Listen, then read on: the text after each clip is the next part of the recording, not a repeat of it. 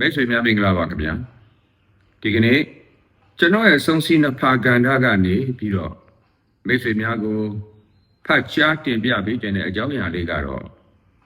မောင်စင့်တငယ်ချင်းလေးတွေမြည်ရပါတယ်ဒီအကြောင်းအရာကတော့မောင်စင့်လွန်ခဲ့တဲ့3နှစ်ကျော်4နှစ်နီးပါးမဲဆောက်မြို့ကိုစတင်ရောက်ရှိစဉ်ကတည်းကမောင်စင့်နဲ့စုံစည်းခဲ့ကြရတဲ့လူငယ်လေးတွေဒီကနေ့အထိလည်းမောင်စင်တို့သူဖြတ်တန်းနေတဲ့လူငယ်လေးတွေအကြောင်းကိုမောင်စင်ရေးသားထားခြင်းပဲဖြစ်ပါတယ်။နားဆင်ကြည့်ကြပါဦးခင်ဗျာ။မောင်စင်တငယ်ချင်းလေးတွေဒီဘက်ကမ်းဖြစ်တဲ့မဲဆောက်ကိုဆက်ရောက်ကြတဲ့ကသူတို့နဲ့ဆုံရတာခုဆို3နှစ်ကျော်လို့4နှစ်နီးပါးရှိပါတော့မယ်။သူတို့အစုကယောက်ျားကလေးမိန်းကလေးအယောက်20လောက်ရှိပါတယ်အသက်အရွယ်ရကလည်း20ကျော်နဲ့25အတွင်းနေပေါ့စတွေ့ကစားတုန်းကဆိုရင်တချို့များအသက်18 19နှစ်ပဲရှိကြပါသေးတယ်မောင်စင့်မြေအရွယ်တွေပေါ့လေသူတို့တွေထဲမှာကျောင်းသားသမဂ္ဂကလာသူတွေစီရီယမ်ဝန်ထမ်းလေးတွေစီရီယမ်စေဝန်ထမ်းတွေဒဏ်ရာရရဲဘော်တွေအစုံလို့ပါပဲပြောရရင်မောင်စင်နဲ့သူတို့ကြားမှာမျိုးဆက်တစ်ခုခြားပါတယ်ဗျာသို့တော့ငယ်ပင်ငယ်ညာပြည်တော်ပြန်ဖို့ကိုသူတို့မှလည်းမြေုံမှန်းချက်ကိုစီနိုင်ရတာဝန်ထမ်းနေကြသူတွေကြီးပါပဲရေစက်လိုပဲပြောရမလားမသိပါဘူးစတွေ့ပြီးသူတို့နဲ့ရင်းနှီးခဲ့ရကနောက်ပိုင်းမှာမိသားစုလိုကိုတူပေါ်တူတန်ရောစင်ဖြစ်ခဲ့ကြရပါတယ်။မောင်စင်တို့ကိုကြီးပွားကြီးနေရောက်ဒီချိန်ထိရပ်တည်လာနိုင်တယ်ဆိုတာကလည်းသူတို့လေးတွေကြောင့်ပါပဲ။မနေ့မိုးလင်းကြီးဆိုတာနဲ့အမအိမ်သာသိမ့်ပေးတဲ့လူနဲ့ကြီးပင်မင်းသွားပြီးတော့မလားကြီးဈေးသွားကြမလားတယောက်ပြီးတယောက်ရောက်လာကြတာချိန်တော်ရောက်လာပြီးကြီးဘိုက်စာလို့ဆိုပြီးရှိတာကိုလည်းမွေနှောက်စားသွားတတ်ကြပါသေးတယ်။ညဘက်ဆိုလည်းအိမ်မှာလာစုပြီးမရှိတာလေးနဲ့တစ်ခုမဟုတ်တစ်ခုလှုပ်ရှားတတ်ကြပါသေးတယ်။သူတို့တွေပဲသွားဘာစားမောင်စင်တို့ကိုကြီးပွားကြီးတယောက်ကိုမရမနေခေါ်တာကလည်းသူတို့ပါပဲ။လူကြီးတယောက်တည်းအထီးကျန်နေမှာစိတ်ဓာတ်ကြနေမှာဆိုးတဲ့လေတတော်လေးစီကမောင်စင်ဇနီးချော်လဲလို့လက်မောင်းပြုတ်သွားရှာပါတယ်မောင်စင်မှာဘာလို့ဘာကြရမှမသိရှေးမကြိုင်မိလက်မကြိုင်မိပါပဲချက်ချင်းဆိုသလိုပဲသူတို့ရောက်တာပြီးစေုံပို့နဲ့လိုအပ်တာတွေအားလုံးစီစဉ်ကြတာတောက်ကိုစိတ်နေတာပါပဲဗျာစေရောအမတညလုံးထိုင်ဆောက်နေရင်မောင်စင်မှာခေါင်းမီးတောက်နေတယ်လို့ပါပဲဇနီးတဲ့အတွက်စိတ်ပူရတယ်လို့မတော်တဆအယိုးများကျိုးသွားရင်ခွဲရစိတ်ရရင်ကိုယ်ငွေကြေးအင်အားနဲ့သူများနိုင်ငံမှာဘယ်လိုလုပ်ကြပါမလဲပေါ့ဒီမောင်စင်ဘဝမှာလေတခါမှဒီလောက်အားမငယ်ခဲ့ဘူးပါတော်သေးတယ်လို့ဆိုရပါမယ်အဲ့ညတညလုံးသူတို့တွေမောင်စင်နဲ့အတူဆင်းအောင်မှလာပြီးစောင့်ပေးကြပါတယ်တခုခုကြီးမားဆိုရင်လည်းအားလုံးဝိုင်းဝန်းဖြည့်ရှင်းကြမယ်လို့သူတို့ကအားပေးပါတယ်ကံအားလျော်စွာနဲ့ပဲဇနီးဖြစ်သူရဲ့ပြုတ်သွားတဲ့ပကုံးရိုးကိုထုံစည်းနဲ့ပြန်ပြီးတွင်းနိုင်ခဲ့ပါတယ်မိသားစုတစ်ခုလိုဖြစ်လာတော့လေသားတွေမြည်တွေနဲ့ဝေးနေတဲ့အိမ်ကအဖိုးကြီးအတွက်ကတော့သူတို့တွေဟာသားသမီးမြေးမြစ်တွေကောက်ရတယ်လို့ပါပဲပြောရင်သူတို့ကလည်းမောင်စင်းတဲ့တောင်အိမ်ကအဖွားကြီးကိုဟိုးလို့ချစ်ကြပါတယ်မောင်စင်ကတော့သူတို့နဲ့တငယ်ချင်းလို့ပေါင်းပါတယ်သူတို့ကလည်းအတူတူပါပဲမောင်စင်ကိုခေါ်တော့တောင်မှတငယ်ချင်းလေဂိမ်းတူတူဆောကြရတာမန်ယူဖန်အများစုဖြစ်တဲ့သူတို့ကအာကြီးဖန်မောင်စင်ကိုဝိုင်းပလိန်နေရတာဝိုင်းစနေရတာကိုကပဲသူတို့အတွက်ပြောစရာတစ်ခုလို့ပါပဲ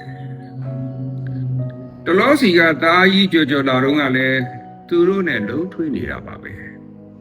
အိမ်မှာလည်းစူညံပွဲလောက်ကိုရိုက်နေရောဆိုပါစို့ရဲ့သူတို့ကသားကြီးကိုချစ်တယ်လို့သားကြီးကလည်းသူတို့ကိုအားကိုးရှာတယ်သူတို့ပြန်ပြောပြလို့သိရတာကသားကြီးအပြန်လေစိတ်အရှင်သူတို့လိုက်ဖို့တော့အဖေတို့အမေတို့ကိုစောက်ရှောက်ပါလို့သူတို့ကိုမှာသွားတဲ့လေသူတို့တွေကလည်းသားကြီးရဲ့စကားအတိုင်းစောက်ရှောက်ကြပါတယ်လူငယ်တွေဆိုတော့တက်ကြွတယ်ပွင့်လင်းရိုးသားကြပါတယ်သူတို့အချင်းချင်းလည်းဖေးမကြတယ်ကျင်နာကြပါတယ်အသက်ကြီးလာလေဟန်ဆောင်တတ်လာလေဖြစ်တဲ့မောင်စဉ်သူတို့စီကပြန်ပြီးတင်ယူရပါတယ်ပြဿနာတစ်ခုအကြောင်းအရာတစ်ခုကိုသူတို့ဘယ်လိုချင်းကပ်တယ်ဘယ်လိုဖြေရှင်းတယ်ဆိုတာကိုလည်းလေ့လာရပါတယ်အကြောင်းအရာတစ်ခုကိုသက်လုံးဆွဲလာတဲ့အစွဲတွေအစင်လာပြည်တန်တွေ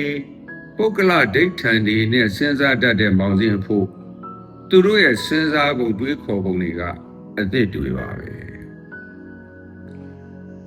ဤပညာနဲ့ဘိုးလိုမဖတ်တတ်မပြောတတ်တဲ့မောင်စဉ်သူတို့ကိုပဲအားကိုးရပါတယ်တချို့ကိစ္စတွေကြပြန်တော့မောင်စဉ်ဖြေရှင်းပေးတာမောင်စဉ်စီကအကြံဉာဏ်တောင်းတော့မောင်စဉ်ကအကြံဉာဏ်ပေးတာတွေကိုသူတို့ကလေးလေးဆဆလိုက်နာကြပြန်ပါရောမောင်စဉ်စီကလည်းသူတို့ပြန်တင်ယူတာလည်းရှိကြပြီပေါ့လေတညကားတစ်စီးတဲ့မောင်စဉ်နဲ့သူတို့တွေက၄ယောက်ခရီးစဉ်တစ်ခုကနေပြန်လာကြပါတယ်မူလရည်ရွယ်ချက်ဘာတစ်ခုမှမအောင်မြင်တဲ့ခရီးစဉ်တစ်ခုဆိုပါတော့မောင်စဉ်တယောက်တည်းအနေနဲ့တော့အတော့ကိုစိတ်တက်ကြရတဲ့ညပါပဲအဲ့ဒီအချိန်မောင်စဉ်နဲ့ကားရှိကမှအတူထိုင်ပြီးကားမောင်းလာတဲ့ကလေးကရေဘော်တို့ဒီခီးဒီဖြစ်ရှင်မှာငါတို့အမားတွေကဒါတွေပဲနောင်ကိုမမအောင်တို့ပြင်ဆင်ကြမယ်နောက်နေ့ဒီတဲ့အကောင်းဆုံးဖြစ်အောင်ကြိုးစားကြမယ်ဒါဒီကလေးပြောလိုက်တဲ့စကားပါစကားဆုံးမှလည်းအားလုံးကတိတ်ဆိတ်လို့နေပါတယ်ဘာတွေထပ်ပြောမလဲဘာတွေပြန်ပြောကြမလဲမောင်စဉ်နားဆွနေတော့မှပဲခုနကကလေးကဖုန်းထဲကသချင်းတစ်ပုဒ်ကိုဖွင့်လိုက်ပါတယ်အပါချစ်အာယာတဲ့သူတို့အားလုံးဝိုင်းပြီးအော်ဆိုကြပါတယ်ဗျာမောင်စဉ်ရုတ်တရက်ကြောင်သွားတယ်ဆိုတာဝန်ခံပြရစီခဏနေတော့သူတို့နဲ့အတူပဲအပါချစ်လို့လိုက်အော်မိပါတော့တယ်ခုနကညှိုးချုံမှုတွေလည်းဘယ်ရောက်သွားမှန်းကိုမသိတော့ပါဘူးဗျာတကယ်ပါပဲဗျာဘဝမှာဒီလိုအချိန်ဒီလိုနေရာဒီလိုကလေးတွေနဲ့ဒီသချင်းတွေအော်ဆိုနေရမယ်လို့ဘယ်တော့မှမထင်ခဲ့မိရောမှန်ပါတေချာတာတစ်ခုကဒီ3နှစ်ကျော်4နှစ်အတွင်းမောင်စဉ်အတွေးခေါ်တွေတော်တော်ကိုပြောင်းသွားတယ်ဆိုတာပါပဲတချို့ဆွဲတွေလည်းအတော့ကိုကျွတ်သွားတယ်ထင်ပါတယ်ခုဆိုမောင်စဉ်တယောက်အင်ဒီသချင်းတွေနဲ့လည်းစီးမြောတတ်ပါပြီအင်ဒီရုပ်ရှင်တွေလည်းခံစားတတ်ပါပြီကင်ချာနာနဲ့လည်းကတ်တတ်နေပါပြီဇဝနမြန်စင်းလည်းဆိုရပါပြီအပါချစ်လည်းအော်တတ်နေပြီပေါ့ဗျာအထူးသဖြင့်ပေါ့ဗျာတနေ့အိမ်ကိုပြန်ရမယ်ဆိုတဲ့ယုံကြည်မှုတွေလည်းတိုးလာခဲ့ပါသူတို့လေးတွေရဲ့လွတ်လပ်တဲ့ကြွမှုကနေကူးဆက်မှုကြောင့်ဖြစ်ပါတယ်ဒီကာလမျိုးမှာဒီလိုလာဆုံးဖြစ်တာကကံကောင်းခြင်းတစ်ခုလိုပဲမောင်စဉ်ကတော့မှတ်ယူပါတယ်ရန်ကုန်မှာတနေ့ပြန်ဆုံကြမှာသေးတယ်တကယ်ရှိလေးတို့မြေတာဖြစ်စင်ဝိုင်းစာပြီးနေ့3ရက်တလ2025ကျေးဇူးအားပေးကြတဲ့မိတ်ဆွေများအပေါင်းကျေးဇူးထူးတင်ရှိပါတယ်ဗျာ